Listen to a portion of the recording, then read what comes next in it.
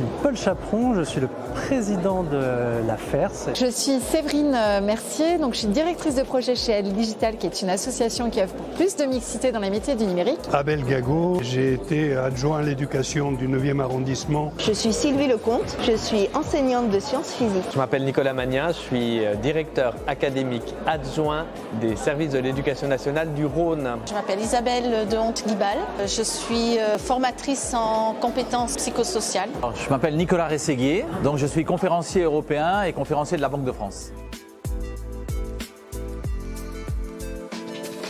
Alors ça c'est compliqué comme question. J'ai voulu être, je crois, physicienne, pilote d'avion de chasse, pilote de ligne. Je crois qu'en fait, je voulais montrer que c'était pas parce que j'étais une fille que je pouvais pas faire des métiers masculins. Je voulais faire de la politique, donc j'arrêtais pas d'écouter les nouvelles à la radio. J'ai voulu être médecin, journaliste, surfeur également. Et puis après, j'ai voulu être conducteur de train. Je voulais faire juge pour enfants. Je crois que fondamentalement j'aurais voulu être acteur. Je suis un petit immigré qui suis arrivé en France à 13 ans. J'ai été dans une école où l'instituteur m'a enseigné le français pendant les vacances et bien sûr je voulais être instituteur grâce à ce monsieur.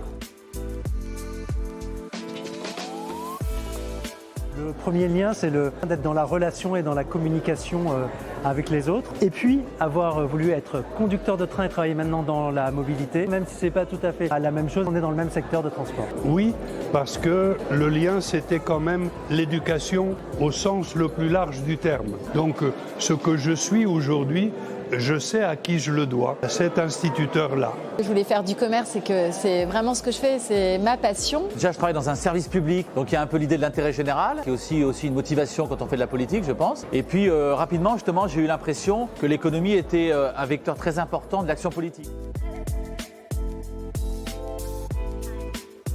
Alors mon message, il est très simple. Tout est possible comme métier pour chacun et chacune d'entre vous. Ne vous limitez jamais. Les projets que l'on a sont liés directement aux connaissances que l'on a. La découverte que les enfants font dans les usines, mais dans les activités extrascolaires aussi, c'est totalement nécessaire parce que ça permet, comme je le disais tout à l'heure, de découvrir qu'on a des talents insoupçonnés. Il faut toujours avoir des rêves. Quand on croit à ses rêves, ne jamais douter. C'est de jamais perdre confiance. Parfois il faut se laisser porter aussi. En fait, il est normal de ne pas savoir ce qu'on va faire quand on a 15 ans ou même 20 ans. Donc ce qui est important, c'est de trouver les domaines qui t'intéressent et puis de faire des études dans ce domaine-là. Et puis après, logiquement, la matière va t'amener vers des métiers que tu connaissais pas nécessairement, que tu imaginais pas.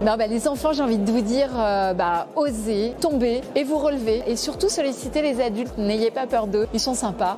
La meilleure chose qu'on puisse faire pour le monde, c'est de convaincre les enfants qu'ils sont capables de tout pourvu qu'on les accompagne.